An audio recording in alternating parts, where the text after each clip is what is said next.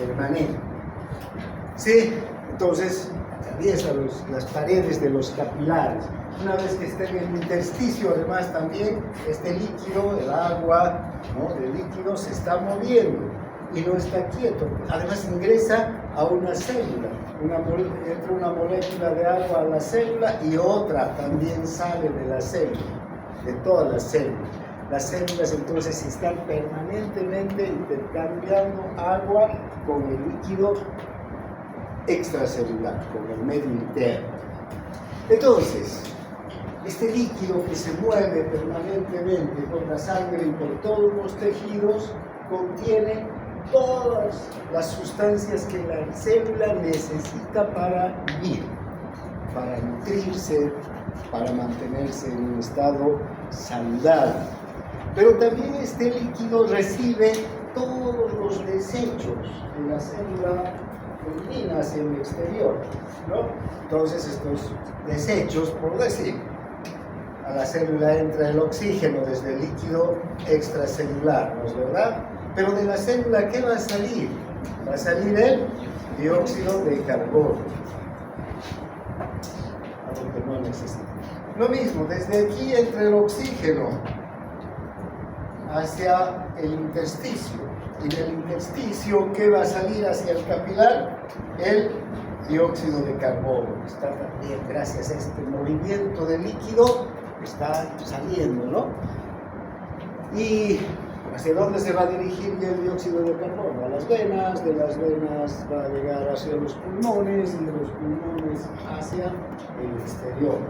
Y otras sustancias que van a dirigirse hacia el hígado o hacia los riñones, y el hígado a través de la bilis lo va a eliminar por el aparato digestivo, ¿no?, junto con las heces fecales, sustancias que no nos sirven. O en los riñones, van a llegar a los riñones van a recibir a esas sustancias y las van a eliminar a través de la orina, ¿no? Entonces, este movimiento de sustancias que son nutrientes y además que también son productos del desecho es constante. Entonces, como ustedes podrán observar, el líquido extracelular es esencial para la vida de la célula, y que este líquido o extracelular tenga siempre las concentraciones, la cantidad de sustancias exactas que la célula necesita para sobrevivir es indispensable, ¿sí? Las células viven, crecen y realizan sus funciones especiales siempre que el medio interno mantenga las concentraciones adecuadas de oxígeno, glucosa, iones, aminoácidos, grasas, etc. Si falta cualquiera de estas sustancias, la célula empieza a sufrir. Ahora, este mantenimiento de condiciones casi constantes que tiene el medio interno lo conocemos como un término que no se tiene que olvidar nunca más, que es la homeostasis, ¿ya? Homeostasis. La homeostasis entonces es el mantenimiento de unas condiciones casi constantes en el medio interno. Y esta homeostasis es esencial para que la célula viva en condiciones saludables. Si se altera la homeostasis, la célula empieza a sufrir. Bien, ahora, ya les decía hace un momento, tenemos un líquido extracelular y un líquido intracelular. Este líquido extracelular también lo conocemos como medio interno. ¿Sí? ¿Qué tiene el líquido extracelular? Ustedes observan, tiene sodio, cloruro, carbón, bicarbonato, oxígeno, dióxido de carbono, glucosa, ácidos grasos y aminoácidos. ¿Y qué tiene el líquido intracelular? Son dos líquidos diferentes. Aquí hay en especial iones potasio, magnesio, fosfato. Ahora, esta información no es absoluta. ¿Por qué? Porque si este es el líquido intracelular y este es el líquido extracelular, evidentemente en el líquido extracelular hay sodio y en el líquido intracelular hay potasio. Pero no quiere decir que en el líquido extracelular no haya potasio. En el líquido extracelular también hay potasio. Y en el líquido intracelular también hay sodio. Lo que pasa es que las concentraciones de estos iones, de todos estos iones y de estas sustancias, son abrumadoramente mayores en el líquido extracelular que en el líquido intracelular. Y de estas sustancias son mucho mayores en el líquido intracelular que en el líquido extracelular. ¿Cuánto de sodio hay en el líquido extracelular? 142 miliequivalentes por litro de solución. ¿Y cuánto hay en el interior? Entre 10 a 14 miliequivalentes por litro. ¿Sí? Hay una diferencia enorme. 130 miliequivalentes de diferencia, ¿no? ¿Cuánto de potasio hay en el líquido intracelular? 140 miliequivalentes litro. Y en el espacio extracelular apenas de 4 miliequivalentes litro, ¿no? Entonces, podríamos decir a estas alturas que estas sustancias, el sodio, el cloruro, el ion bicarbonato, el oxígeno, incluso el dióxido de carbono, glucosa, ácidos grasos, aminoácidos, son predominantemente mayoritarios en el líquido extracelular. Y el potasio, el magnesio, el fosfato son predominantemente mayoritarios en el líquido intracelular. Recuerden esto porque después, en las próximas clases, vamos a ver cómo el movimiento del agua entre el interior y el exterior de la célula y el movimiento de todas estas sustancias, en especial de los iones, entre el interior y el exterior de la célula, es determinante para las funciones de la célula. ¿Sí?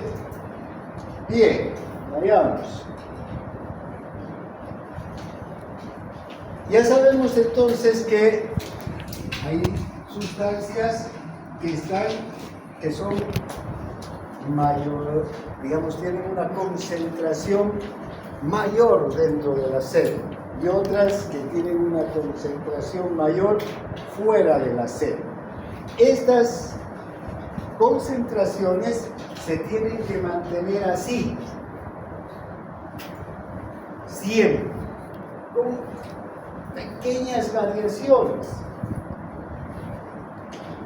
Por decirles, los 142 miliequivalentes de sodio podrían llegar hasta 145 miliequivalentes litro y no va a ocurrir nada, ¿sí? No va a pasar nada, porque siempre hay variaciones, ¿no? En todos los valores que están en nuestro organismo. La frecuencia cardíaca se dice que tiene que ser 70 por minuto.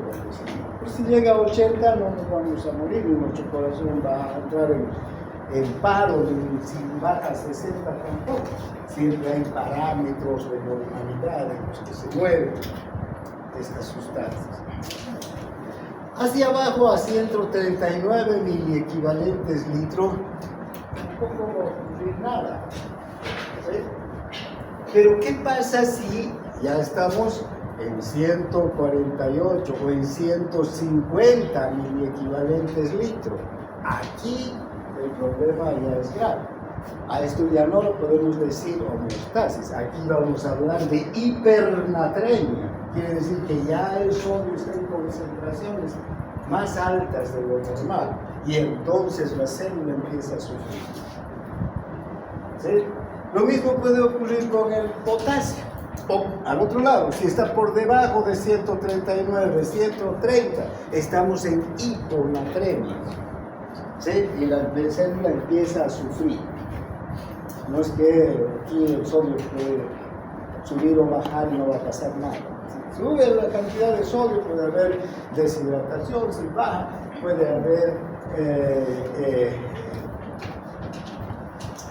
más bien que la célula empiece a hincharse y a explotar, incluso, ¿no? A edematizarse, porque el líquido va a seguir al sodio. El movimiento del líquido está determinado por el sodio. Si hay más sodio en el líquido extracelular, ¿qué va a pasar? El líquido va a salir de la célula y la célula se va a deshidratar. Si hay más sodio dentro de la célula, ¿qué va a ocurrir? El sodio va a intentar entrar, o el líquido va a entrar a la célula y la va a hinchar. ¿Entiende, no? Por eso es que estos valores tienen que mantenerse casi constantes. Lo mismo pasa con el potasio. Y en el potasio, en el líquido extracelular, en realidad se dice que es 4.2 miliequivalentes por litro. Imagínense las variaciones aquí. En 3.9 ya estamos hablando de hiponatremia, peligrosísimo para el funcionamiento del corazón y de los nervios. En 4.5 en hipercalemia, en hipocalemia o hiperpotasemia o hipopotasemia. Entonces, esta homeostasis es el mantenimiento de estas condiciones casi constantes. No puede haber variación en ninguna de las sustancias. Todas las sustancias que rodean a la célula siempre tienen que tener una cantidad, digamos, constante o casi constante, porque constante sería 142, pero en la naturaleza eso no ocurre, ¿no? Puede ser 145, 139, va variando, ¿no? Dependerá del cuánto de sodio hemos consumido, qué actividad hemos realizado, hemos perdido agua, no hemos perdido agua, hemos tomado agua en exceso. En fin, todos los días la cosa va cambiando de una hora a otra, pero siempre tiene que mantenerse entre 145 y 130. A eso lo vamos a conocer como homeostasis. ¿Está claro? Bien, entonces, todos los tejidos, todos los órganos del organismo realizan funciones que colaboran en el mantenimiento de estas condiciones. ¿Cómo entonces se mantiene